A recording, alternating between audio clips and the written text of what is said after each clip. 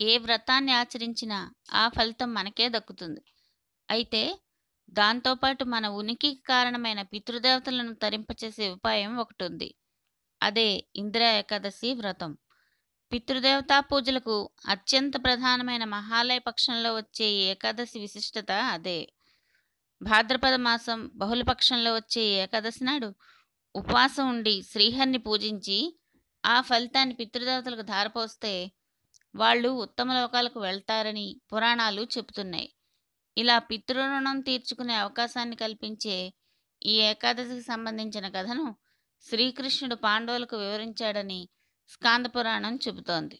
సత్యయుగంలో మాహిష్మతీ నగరాన్ని ఇంద్రసేనుడనే రాజు పరిపాలించేవాడు. ధర్మపరుడు, దానశీలి అయిన ఆయన పాలనలో ప్రజలు సుఖ సంతోషాలతో ఉండేవారు.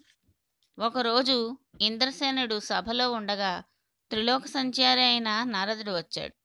నారదుడిని చూడగానే ఇంద్రసేనుడు సగౌరవంగా ఆహ్వానించి భక్తి శ్రద్ధలతో పూజించి, దేవర్షి, మీరు వచ్చిన కారణాన్ని సెలవీయండి, దాన్ని తప్పక నెరవేరుస్తాను అంటూ ప్రార్థించాడు. అప్పుడు నారదుడు, మహారాజా, లోక సంచారంలో భాగంగా నేను యమలోకం వెళ్ళాను. అక్కడ ధర్మపరుడైన నీ తండ్రిని చూసి ఆశ్చర్యపోయాను. నన్ను చూసిన నీ తండ్రి నా దగ్గరకు వచ్చి నీకొక సందేశం తెలపమని కోరాడు.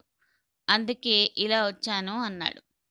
అది విన్న ఇంద్రసేనుడు ఎంతో విచారించి, స్వామి, నా తండ్రి గారు నరకంలో ఉన్నారన్న సంగతే నన్ను బాధిస్తోంది. ఆయన సందేశం ఏమిటో చెబితే దాన్ని తప్పక ఆచరిస్తాను అన్నాడు. ఇంద్రసేన, వచ్చే భాద్రపద బహుళ ఏకాదశిని పాటిస్తే నీ తండ్రికి ఉత్తమ లోకాలు ప్రాప్తిస్తాయి. అదే నీ తండ్రి కోరిక అంటూ నారదుడు ఆ వ్రతాన్ని ఆచరించే విధానం వివరించి అదృశ్యమయ్యాడు. ఇంద్రసేన మహారాజు ఆయన చెప్పినట్లుగానే ఇందిరా ఏకాదశి పాటించగానే ఆకాశం నుంచి పుష్పవర్షం కురిసింది. ఇంద్రసేనుడి తండ్రి నరకలోకం నుంచి విముక్తుడై స్వర్గలోకం చేరుకున్నాడు.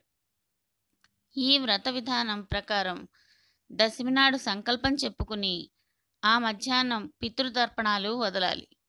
ఆ రోజు ఒక్కపూట మాత్రమే భోజనం చేసి ఆ మర్నాడు ఏకాదశి నాడు పూర్తిగా ఉపవాసం ఉండి శ్రీహరిని పూజించి బ్రాహ్మణుడికి స్వయంపాకం అందించి ఆవుకి ఆహారం పెట్టాలి. మర్నాడు ఉదయం విష్ణు పూజ చేసి ద్వాదశి ఘడియలు దాటకుండా భోజనం చేయాలి.